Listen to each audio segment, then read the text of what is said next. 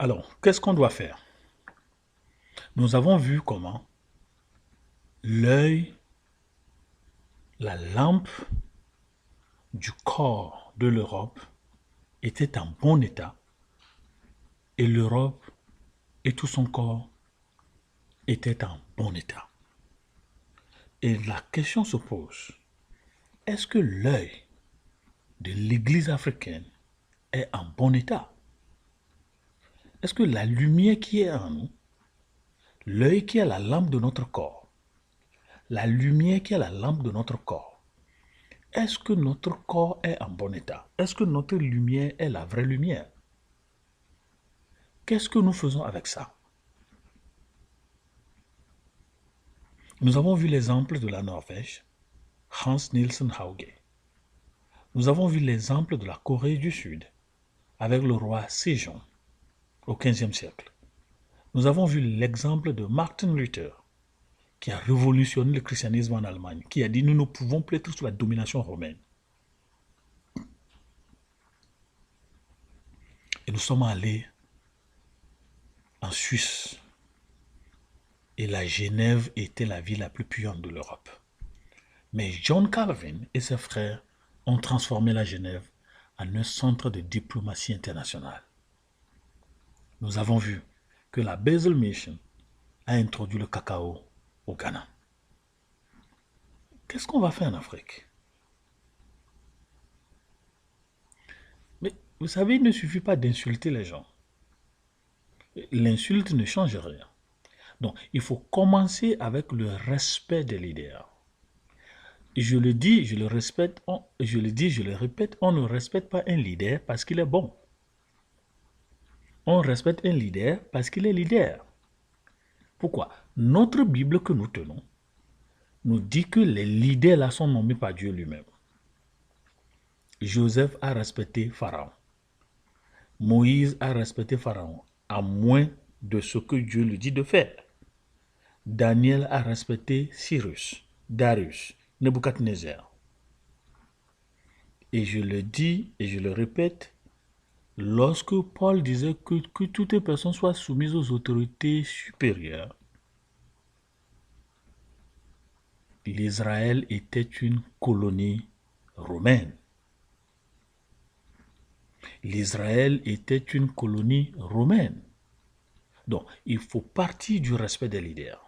Et le leader, c'est qui? Même à la maison, mon papa et ma maman sont mes leaders. Au boulot, mon supérieur est mon leader. Avant d'aller à l'église, avant d'aller au Parlement, il faut respecter un leader. Exode 23, verset 28. Ce qui voudra aussi dire qu'il faut développer le caractère de Jésus. Jésus pouvait dire, faites aux autres ce que vous aimeriez qu'on vous fasse. Mais on avait parlé de ceci, c'est la clé même de la transformation. Si le leader pouvait dire que je fasse aux autres ce que j'aimerais qu'ils me fassent, est-ce qu'on serait ici? Donc, faire aux autres, être animé de cette volonté personnelle et politique de faire aux autres ce que nous aimerions qu'ils nous fassent, ce qu'on appelle la règle d'or, mais c'est ce qui manque. Est-ce que la lumière qui est en nous nous pousse à faire au continent ce que nous aimerions que le continent nous fasse? Le problème de l'Afrique n'est pas sa fracturation en deux petits pays ni langues. Il y a beaucoup de personnes qui sont ici qui veulent vous convaincre. Ouais, il y a beaucoup trop de langues, il y a ceci et cela. L'Afrique n'a pas créé de langues, c'est Dieu qui a créé les langues. Il sait pourquoi il a créé les langues. Donc, un Africain qui accepte ces philosophies occidentales, les philosophies d'extinction linguistique, et il va au pays, oui, on ne doit plus... Mais c'est Dieu qui a créé les langues. Donc, la fracturation de l'Afrique en petits pays n'est pas le problème. Mais quelle est la vision du monde que nous avons? Quelle Afrique voulons-nous avoir? Et c'est basé sur qui? C'est basé sur quoi? Jean Calvin a dit qu'il faut créer une ville basée sur la parole de Dieu. Le problème de l'Afrique, c'est que nous ne voulons pas faire aux autres ce que nous aimerions qu'ils nous fassent. Nous voulons seulement qu'ils nous fassent ce que nous aimerions. Nous avons pris une partie de l'équation, on a laissé le reste. Et ce problème se pose même dans nos maisons. Je veux que mon mari me fasse ceci. On ne se soucie pas de ce qu'on doit faire au mari. Le mari aussi veut, je veux que ma femme se comporte de cette manière. On ne se soucie pas de comment on doit se comporter envers la femme. Faites aux autres ce que vous aimeriez qu'ils vous fassent. Non, la fracturation de l'Afrique en petits pays, en petites langues, n'est pas le problème. Pourquoi? Vous savez, l'Europe d'antan était égale à la taille des États-Unis. Ils étaient divisés en quatre douzaines de nations. 4 douzaines de nations. 4 fois 12, ça fait combien? 48. Et ces 48 pays indépendantes, ou disons nations indépendantes, parlaient 33 langues. Mais comment on nous dit, mais l'Europe est devenue ce que l'Europe est devenue? Mes amis, Histoire Afrique vous aide à comprendre que toutes les pistes que les gens utilisent pour vous convaincre que le problème que vous avez en Afrique est sociologique, est psychologique, est politique, est économique. Ce ne sont pas des vérités. L'Europe avait une douzaine, 4 douzaines de nations indépendantes. Et vous voyez même ce qui se passe en Espagne. Ils parlaient 33 langues. Mais nous n'allons pas parler de l'ancienne Union soviétique. Mais là, on parlait 100 langues. 100. On va me dire, oui, ce n'est pas autant que... Écoutez, le problème, ce n'est pas la réalité. Le problème, c'est ce qu'on pense de la réalité et ce qu'on veut faire de la réalité. Le localisme. Il y a ce qu'on appelle le localisme.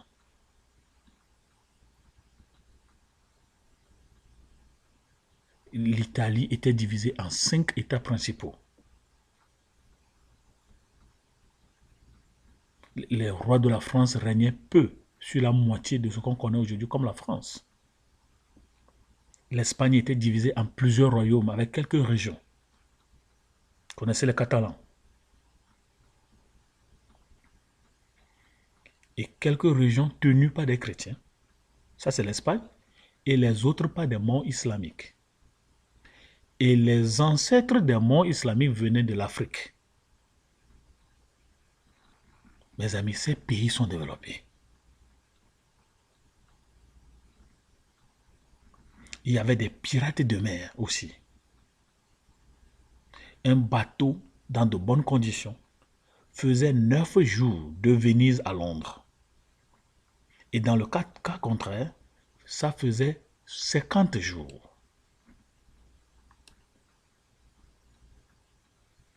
On peut aussi se développer. Les Alexandrins se passaient pour spirituels, insolents, séditieux. Au Moyen-Âge, les monarques anglo-normands taxaient leurs sujets gallois de légèreté et d'inconsistance de l'esprit. Après l'expulsion des Anglais, au XVe siècle, les provinces du centre, bien moins germaniques que les contrées d'Outre-Loire, et qui venaient de restaurer l'indépendance nationale sous la conduite de Charles VII, voyaient naturellement leur sang gallo-romain prédominer dans les conseils et dans les camps. Ils firent régner le goût de la vie militaire. Pendant le XVIe siècle, elle préparait largement le terrain sur lequel les compagnons aquitains de Henri IV, moins celtiques et plus romains encore, vinrent en 1599 placer une autre et plus grosse pierre du pouvoir absolu. Puis Paris, ayant à la fin acquis la domination par la suite de la concentration que le génie méridional avait favorisée, Paris, dont la population est assurément un résumé des spécimens ethniques les plus variés, N'eut plus de motif pour comprendre, aimer et respecter aucune tradition, aucune tendance spéciale. Et cette grande capitale, cette tour de Babel, rompant avec le passé, soit de la Flandre, soit du Poitou, soit de l'Aquadoc, attira la France dans les expérimentations multipliées des doctrines les plus étrangères à ses coutumes anciennes. Vous voulez comprendre ce qui se passe aujourd'hui? Allez dans l'histoire. Le livre qui transforme les nations, c'est la Bible. Bon, nous partons de l'Europe, allons en Afrique. Chinua Achebe, vous le connaissez, c'est l'un des écrivains les plus légendaires du Nigeria. Il dit dans son livre The Trouble with Nigeria, je cite, le plus grand besoin de l'Afrique n'est ni les ressources, ni les prêt-à-porter politiques, ni les laissés-faire économiques des pays développés. Au contraire, une masse critique de leaders intègres au niveau local comme national. Des leaders qui s'engagent à lancer des réformes dans toutes les sphères de la vie et une transformation personnelle et sociale intégrale. Comprendre, développer et exercer un leadership transformationnel pour apporter un changement dans nos domaines de responsabilité. Cessons de penser ou blâmer les Occidentaux. La responsabilité est partagée. Lisez The Trouble with Nigeria, page 1. Alors, c'est ce que l'histoire Afrique fait. La responsabilité est partagée. On ne peut plus passer toute la vie à blâmer l'Occident. Où est notre responsabilité? Donc, ce qui voudra dire que notre compréhension de la nation doit être aussi corrigée. On dit, au commencement, Dieu créa le ciel et la terre. Et Acte 17 nous dit, c'est Dieu qui a choisi que nous vivions là où nous sommes. Une nation est une âme. Le désir de vivre ensemble. La volonté de continuer à faire valoir l'héritage qu'on a reçu. Mais l'homme ne s'improvise pas. La nation comme individu est l'aboutissement d'un long passé de sacrifices et de dévouement. C'est ça le capital social sur lequel on s'assoit, sur lequel on assit une idée nationale. Mais c'est ce que la Bible dit. Lorsque la lumière qui est en vous devient ténèbres, la lumière c'est la connaissance. Vous connaissez toutes ces choses. Qu'est-ce que vous en faites?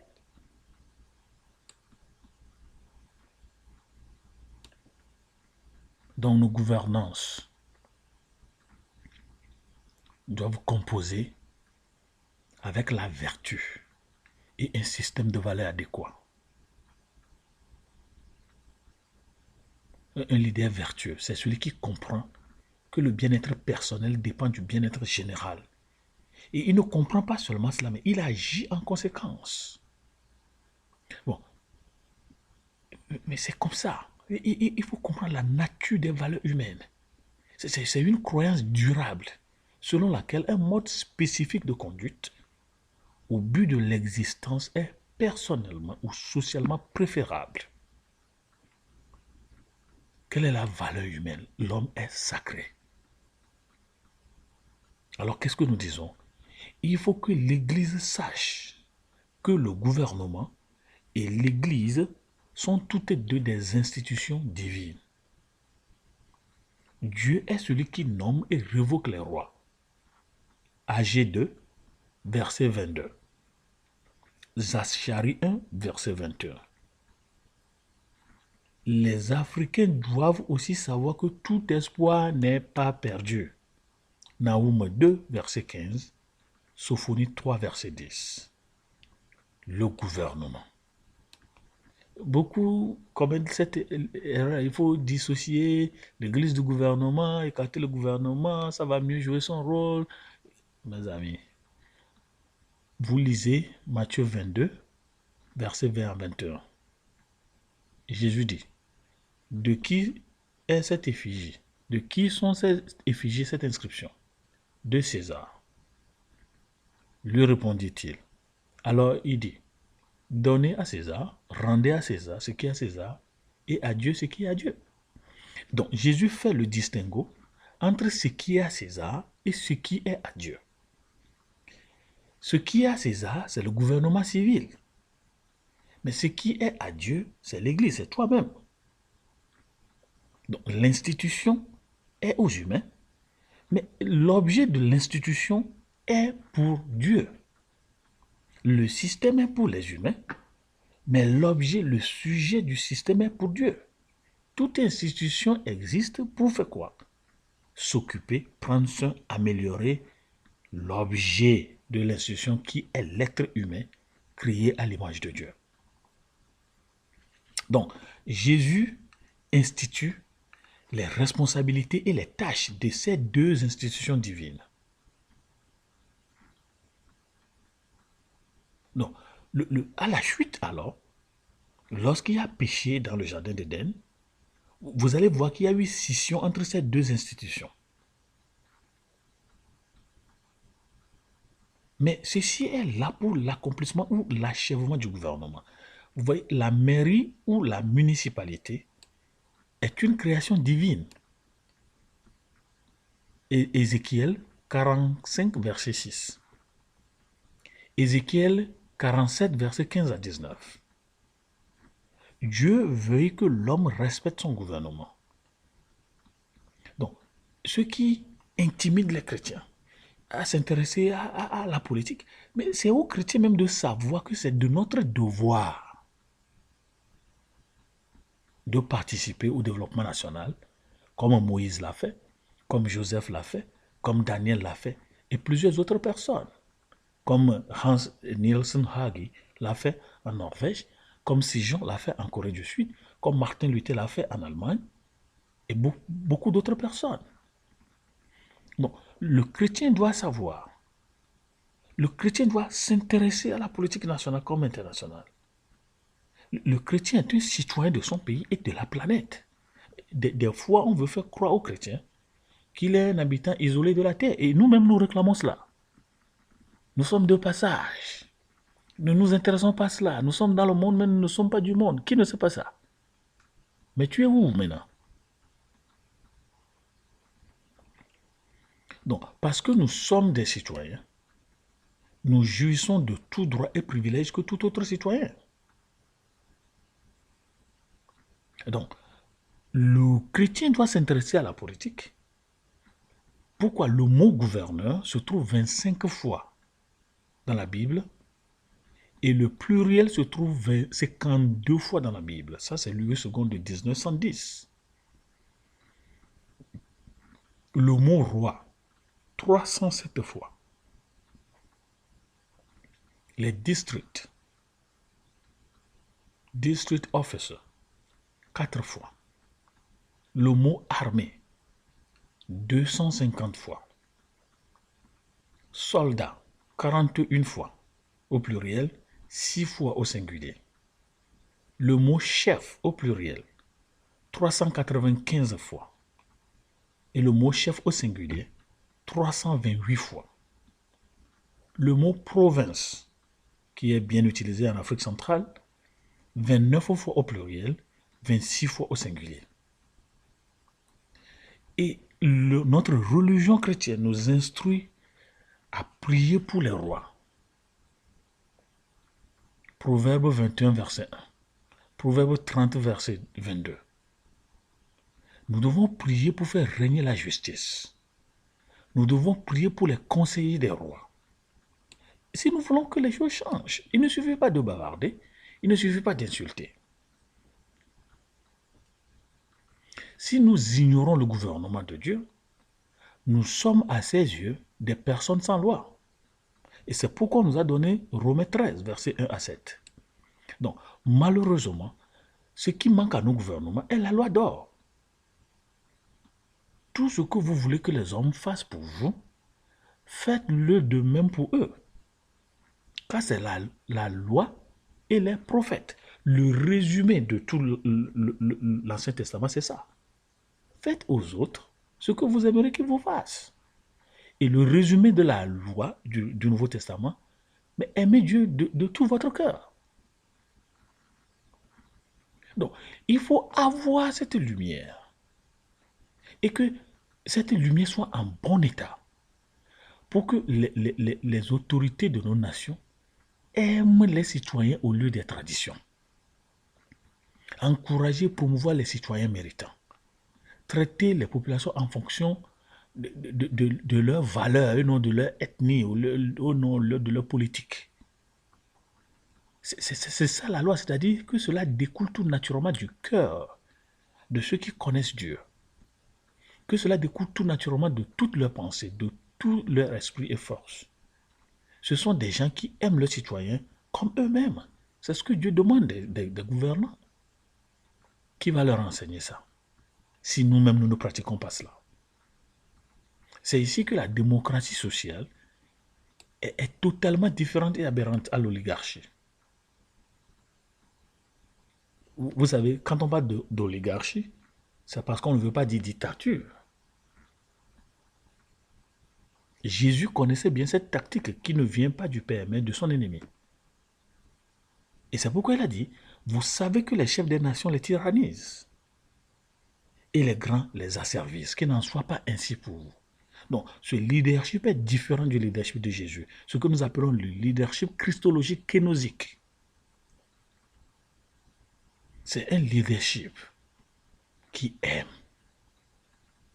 Donc, c'est où l'Église est là pour assister, pour former le gouvernement civil. Il faut former les ministres.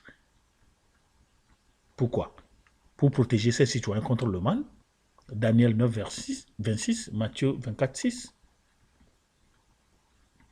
Pour y arriver, le gouvernement civil doit porter l'épée. Romains 13, 4. Pourquoi on a donné l'armée? Pour être une terreur aux citoyens cruels. Romains 13, verset 3. Mais c'est ça. L'armée doit savoir que la violence est contre-productive. C'est pourquoi Jésus dit, il ne faut pas tyranniser les gens. Matthieu 20, verset 25. Pourquoi est-ce que le gouvernement doit avoir l'épée? Il agit comme serviteur de Dieu. 1 Pierre 2, 14. Servir et non être servi.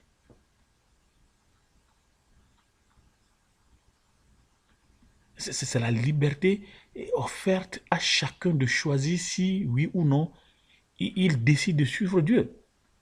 C'est la liberté. Jésus n'a jamais demandé aux chrétiens de s'engager dans une guerre. Pourquoi il y a le gouvernement? Faire et maintenir la justice. Psaume 82, Proverbe 16.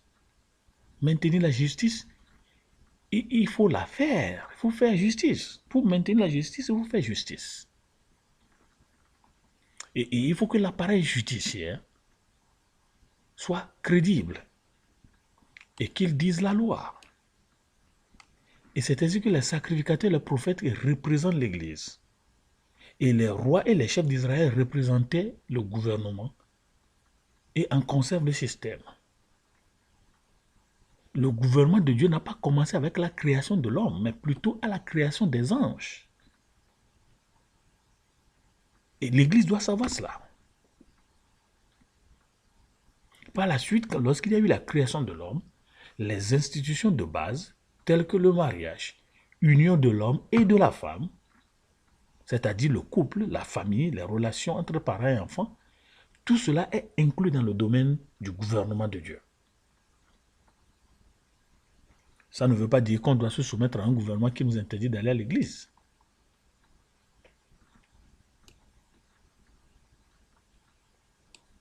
Les chrétiens en Afrique, des leaders, lorsque nous-mêmes, nous ne sommes pas ce que la Bible dit, qu'est-ce que nous allons enseigner au gouvernement civil? C'est pourquoi quelqu'un a dit, et c'est bien, Haïti, Africa Betrayed, aucune société ne peut bien fonctionner avec des fous et des non-leaders à des positions de leadership. Mais qu'est-ce que l'Église fait si la lumière qui est en toi devient ténèbres?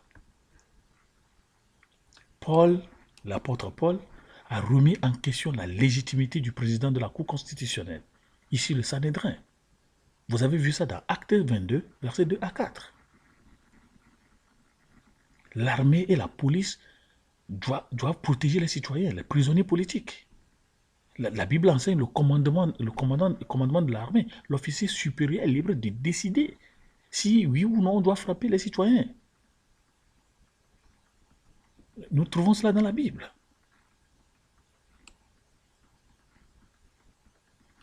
Acte 23, versets 15 à 30. Lorsque des groupes partisans, ayant l'aval des membres proches du pouvoir, exigent une procédure judiciaire illégale, extrajudiciaire, sous les menaces de la majorité ou de l'appui des membres du gouvernement, le Sanhédrin ne doit pas céder. Acte 23, versets 12 à 13. Nous voulons transformer l'Afrique. Mais voilà des choses que l'Église doit enseigner. L'agriculture, économie, leadership, management, politics. Pourquoi est-ce qu'à l'Église, nos pasteurs vont devenir ce que nos vieux étaient? Ou même la canne d'ubiquité. Hein? Qu'on fait un respect aux porteurs. Pourquoi? Les empires de la boucle. Pourquoi?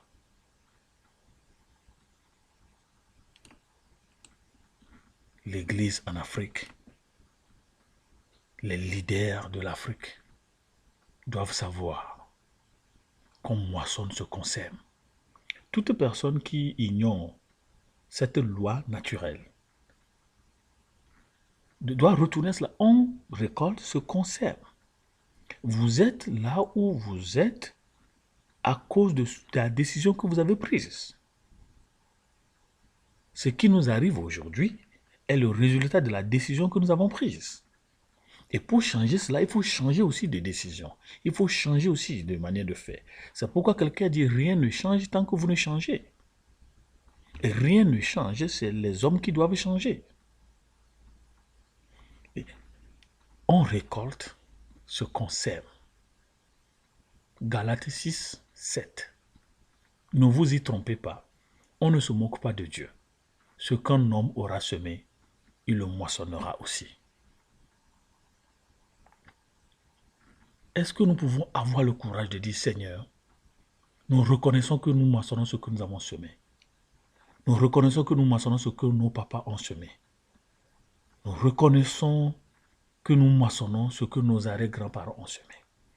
Aide-nous aujourd'hui à défricher ces champs, à enlever ces semences et à planter la parole de Dieu, le travail comme appel, l'éthique du travail, la philosophie du travail, la justice, et séparer le gouvernement de César et le gouvernement de Dieu, et établir une symbiose entre les deux. Comment le gouvernement de César et le gouvernement de Jésus-Christ, comment l'Église doit former des citoyens patriotes, et des gens qui soient le sel et la lumière du pays. Comment le Seigneur doit purifier son Église de ces citoyens qui ne le représentent pas bien dans l'administration publique. Voilà des choses auxquelles nous devons penser. Pourquoi Jésus dit, si la lumière qui est en toi est ténèbre, combien grandes seront ces ténèbres? La lumière qui est en nous, on nous a dit de ne pas faire la politique, on nous a dit de ne pas faire ceci, on nous a dit de ne pas aller là. Et maintenant, on est gouverné de tous côtés. Enseignez-le à observer tout ce que je vous ai prescrit.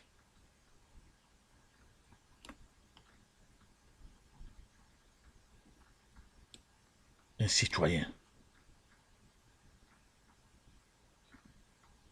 doit être respecté. Pourquoi? Il est créé à l'image de Dieu. Amis auditeurs, nous venons de montrer comment la Bible est la clé de transformation de la Norvège, de la Corée du Sud, de l'Allemagne, de l'Irlande et des États-Unis. La France.